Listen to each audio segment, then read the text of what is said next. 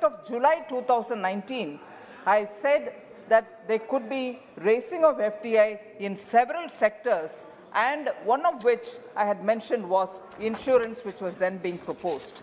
Now, post-July 2019 budget, that statement, the insurance regulator has had a lot of discussion with stakeholders, a lot of insurers, promoters of banks, and also with the trade bodies as regards raising the limit from 49 to 74. The insurance company's situation today, sir, is that they are facing severe liquidity pressures, facing capital constraints, and hence facing solvency-related issues also. It is very important for us to recognize that insurance sector, those which are in public sector is one set, and many more times there are in private sector also. So if growth capital is very hard to come by, there will be a stress situation, and in order that the stress is not left to be unattended, we need to raise the FDI limit. This has been recommended by the regulator, and also the pandemic. Bill, but it has large implications, and it will have very large implications, if not ominous implications, in the times to come. This particular legislation, which the Honorable Finance Minister has brought to raise the FDI limit from 49% to 74%, should not be seen in isolation.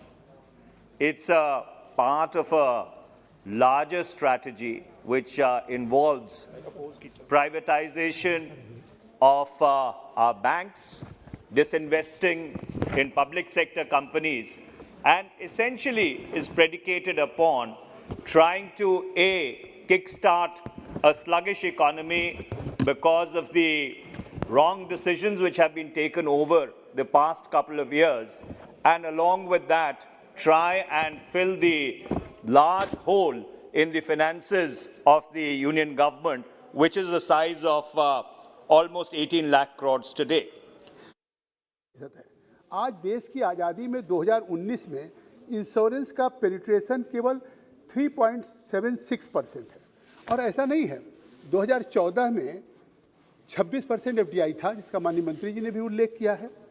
तो 2014 में जो ये average था वो मात्र 3.3% था, लेकिन फिर जब हमने 26% से इसको हमने इंक्रीज किया, और 2015 में हमारी सरकार ने जब एफडीआई की लिमिट को 26% से 49% को इंक्रीज करने का काम किया, तो उससे 26,000 करोड़ रुपया एफडीआई के थ्रू इंश्योरेंस सेक्टर में आया।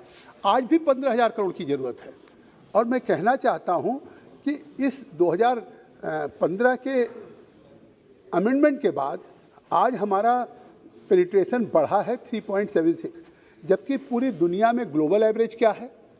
आखिर पूरी दुनिया में जो ग्लोबल एवरेज है वो 7.23% है, तो हम कितने पीछे हैं? कि आज से पहले कुछ वर्ष से भी पहले लोग बीमा इंश्योरेंस का मतलब ही सिर्फ समझते थे एलआईसी, कि जीवन बीमा हो गया वही इंश्योरेंस हो गया। कंसेप्ट धीरे धीरे बदला है देश के अंदर में, लोगों को धीरे धीरे अब ये कंसेप्ट आ गया है कि आपके हाथ का जो मोबाइल है वो भी इंश्योरेंस हो सकता है, उसका भी इंश्योरेंस आप करा सकते हैं। पहले सिर्फ एक जीवन पर था। पहले लोग गाड़ियों का इंश्योरेंस कराते थे, थर्ड पार्टी करा लिया कि कहीं रास्ते में चेकिंग में दिखला सके कि हमने इंश्योरेंस कराया, वो पेपर मात्र का होता था। परंतु आज हिंदुस्तान के लोग अपनी जवाबदेही को समझते हुए, अपने इस बात का एहसास करते हुए अब लोग कंप्रेहेंसिव इंश्योरेंस भी कराते हैं।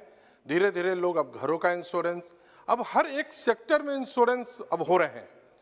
महोदय, ऐसे हालत में ये बहुत जरूरी है, और आज कोविड-19 के बाद जो स्थिति देश में बनी है, आज लोगों को अपने जीवन का महत्व समझ में आ रहा है, और आज लग रहा है कि एक था कि एक उम्र का समय तकाजा पूरा करने के बाद कोई व्यक्ति की मृत्यु होती थी।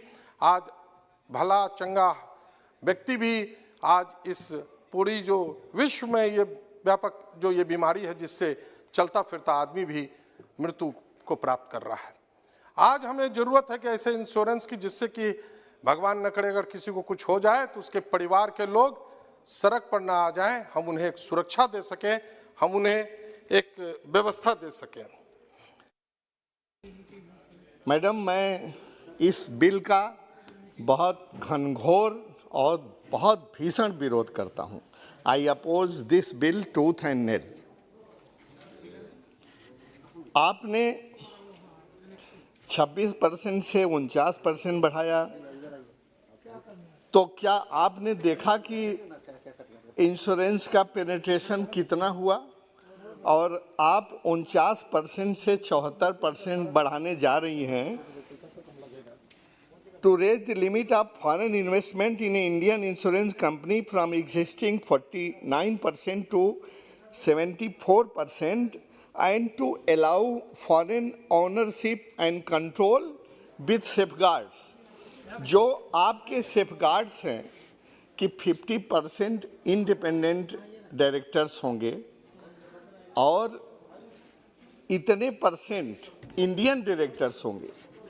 इसी तरह के हालात उठे थे जब ईस्ट इंडिया कंपनी हमारे यहाँ बिजनेस करने आई थी, तब भी इंडियन थे, इंडियन ने उनके साथ दिया था। तो this is, madam, this is no safeguard.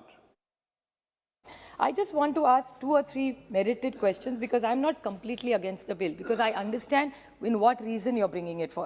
But I think what Shyam Sundar ji said is absolutely right. At 74-75% if we get FDIs, will it really be an East India company? हमको East India company, आपको याद होगा sir, हमारी सरकार को East India company कह रहे हैं.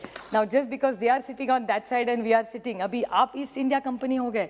And this whole program of Atmanirbhar Bharat, पूरा टाइम आत्मनिर्भर भारत की, यहाँ हर्षवर्धन जी भी बैठे, I am so proud of the work that he has done during this Covid times, but आत्मनिर्भर भारत में इतना बड़ा इन्वेस्टमेंट जो फॉरेन से आ रहा है, what is the need of it? And then it actually makes your Atmanirbhar Bharat program weak. Make in India, Atmanirbhar Bharat, इतने अच्छे प्रोग्राम्स आप लाने की कोशिश करें जिसकी शुरुआत 70 साल पहले तो हुई थी, वैक्सीन हुई, दवाई हुई, बहुत सारी चीज़ें इंडिया में बनती थी. लेकिन आज क्या हो गया कि आपको ये पूरी पॉलिसी पे यू टर्न करे जा रहे हैं. So could the kindly the finance minister explain to us what it is? The strength of the LIC and we are going to weaken the LIC and going to hand over the entire properties assets to the so-called foreign investor who do not have any contribution in the development of the country, and 65 years they have served for the country. What is the necessity? I do not understand. Right now, there are competitive companies in the country, and they are working with this competition, and LIC has proved time and again they are the best among the all LIC, insurance companies, and therefore I will request government to protect this company. Don't go for this. It is eventually a privatization. Even if you don't use the word of privatization, the day the 74% investment is done by FDI, he is bound to become an owner. You will be just a non-entity. And therefore, I request the government to kindly look into this. Today, many of the companies are hard-pressed to maintain that solvency level. And when we talk about insurance companies, many of the times our discussions confine only to the public sector insurance companies, be they general insurance or life insurance. I'll for a minute explain to honorable members that today the share of the public sector, whether it's in life insurance or in general insurance, and the share of the private sector will itself explain as to why there is a need for bringing more FDI into this country because of the solvency ratio requirement. If you have to maintain it at 150, and if you are in the private sector, and if you have to raise equity for your business, it is not that easy. But at the same time, there are investors in the long-term funding nature, whether they are sovereign funds or pension funds, who are themselves wanting to invest in India so that they get enough returns. 3 of the 7 public sector undertakings. This will be important for honorable members to recognize and take into cognizance. As I said, the attention of many of the members speaking on this bill has been purely at the public sector undertakings. So I want to underline this fact 3 of the 7 public sector insurers are below solvency margin. 3 of them are already under solvency margin, but they are public sector, so the government will infuse and they will be taken care of. But there are also outside, in the private domain, companies on which government has nothing to do, but the market will have to be providing them the opportunities to raise monies. And that is why opening up and increasing to 74 is important.